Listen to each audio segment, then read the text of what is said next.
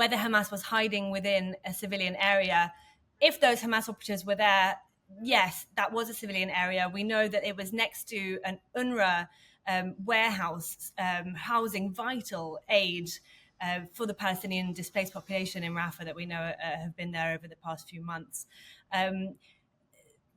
They targeted a building next to the UN warehouse where there were a lot of up to 100,000 Palestinian people displaced, living in tents. They've been displaced throughout nearly 8 months of war.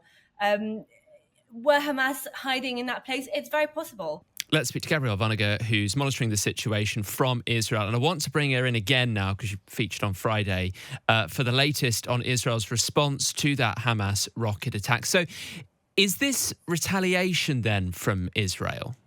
It doesn't appear to be a retaliation, rather an assassination, or what they call a precise and targeted attack. An assassination, how? They say they've targeted two really senior Hamas operatives, both of them in charge of operations, Hamas operations, militant operations in the West Bank. The first they've named as Yassin Rabia, who they say was in charge of the entire of Hamas operations in the West Bank, including the transfer of funds and the committing of attacks against Israeli civilians and soldiers between 2001 and 2002, which is, of course, the period of the Second Intifada, where there were widespread attacks by Palestinian militants against Israeli civilians and soldiers.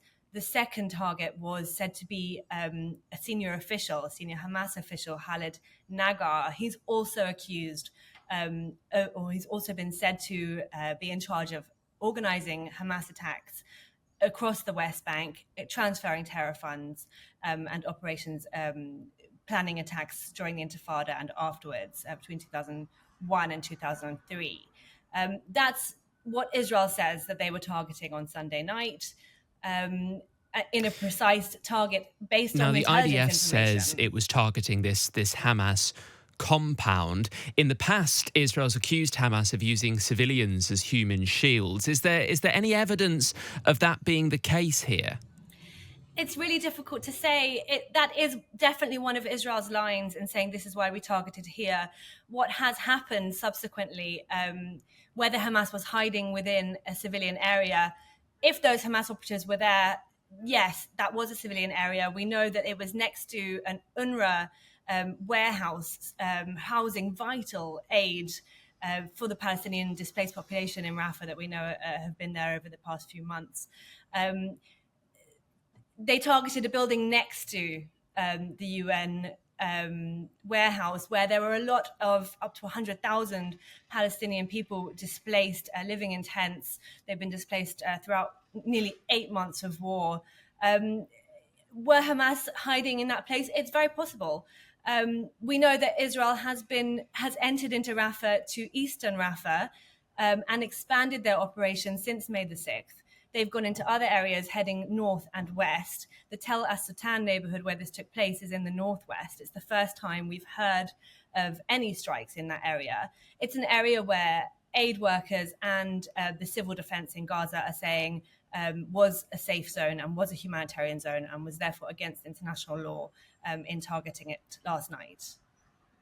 Yeah, well, I was going to talk about that because the ICJ has ordered Israel not to proceed with its offensive in Rafah. So does this airstrike break that ruling, come close to breaking that ruling?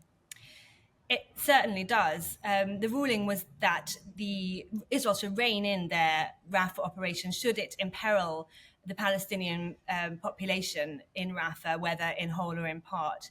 We've seen today up to 30 or at least 35 casualties. That certainly imperils the civilian population. What's difficult to say is how the International Court of Justice can uphold that ruling.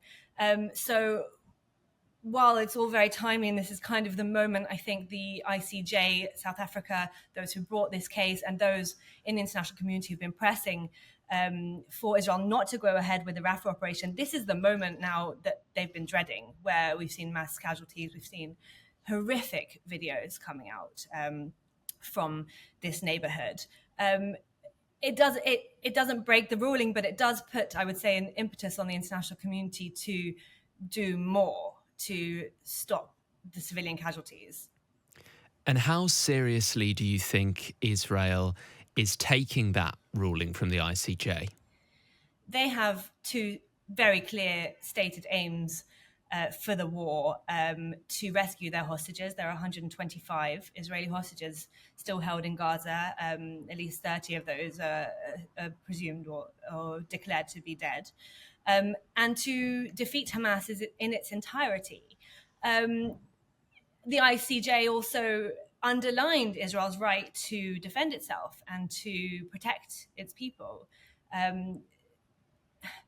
When it comes to Israel taking the court seriously, they are taking it seriously. They are participating in that. In that World Court debate, we had an Israeli judge there who dissented against the 13-2 opinion on Friday, and issuing a statement saying that Israel is abiding by the international law. And Israel is saying the same thing today during the strike, that they had precise information on these two Hamas operatives and they targeted these Hamas operatives. What they say has happened, and they're checking their reports, is that the tents around where they targeted set on fire and the tragedy occurred. They're taking it seriously. They've responded. They've participated. What's going to happen in the future, it's difficult to say. It looks like they will continue with their Rafah offensive. Let's talk about what life is like in Rafah at the moment, this southern city in Gaza. We know that for a lot of the conflict since the 7th of October, it's been home to many hundreds of thousands of displaced Palestinians who fled from other parts of Gaza. We know that there are a lot of refugees there. 35 of them died in that airstrike. What is life like for Palestinians in Rafah right now as Israel steps up its offensive action in that area? The UN says that 800,000 people have fled since May the 6th, since Israel started its offensive on Rafah. That gives you an idea of how dire the situation, because they're not fleeing to safety or to a better place or a place with more room or more supplies or better hygiene. They're fleeing to places which we know, like Al-Mawasi, just west of Khan Yunis, which is north of Rafah. These places are overcrowded. They don't have resources. People go and sleep in their cars. As international journalists, we're relying a lot on the very hard work of local journalists to report what's happening on the ground, because we don't have access there. But the pictures we're seeing and the witnesses we hear of is that the situation is absolutely dire. Aid is not coming in from Rafah, which was a key aid crossing over the past few months. So there's a lack of aid, there's a lack of clean water, a lack of food. We've heard, especially in the north of Gaza, where operations are continuing as well. It's not just happening in Rafah, this is also happening in Jabalia and in Bet Lahir and in places in the north where Israel previously said they had cleared Hamas's operatives and there was no more militant activity. We're seeing Israel go back to those areas and fight there again. So even people who might have found some respite over the past few months in places more north of Rafah are now under fire as well. And this latest strike, if it was indeed in a safe zone, as witnesses are saying on the ground, this puts them in even more peril. So there are Palestinians who chose to stay. We have a number of around 1.4 million people originally displaced from the war residing in Rafah. Almost a million have fled, so you still have at least 500,000 people still living in Rafah, still sheltering in Rafah, including those who were in the Tel Sultan neighborhood last night when the airstrike happened. Gabby, we spoke to you on The World in 10 on Friday following the first Hamas airstrikes, rocket strikes, I should say, on Israel in many, many months, targeting Tel Aviv. How are Israelis, do you think, reacting now? How are they processing the aftermath of that attack? I think it was a surprise for people living in Tel Aviv who live in a bit of a bubble. They're not used to rocket attacks. There was very heavy attacks, of course, in October, throughout the month of October, and particularly on October the 7th. I think after 4 months of quiet for the center of the city or the center of the country, they were quite shocked. We saw coffee shops shuttering, we saw the beaches being emptied. There was a lot of surprise. How can Hamas still be this capable? That being said, rocket attacks towards more areas around Israel and Gaza's border, for example, all those kibbutz communities that we know from October the 7th and up to Sderot and bigger cities in southern Israel, have been receiving sporadic fire over the past few months, particularly in the last month, I would say.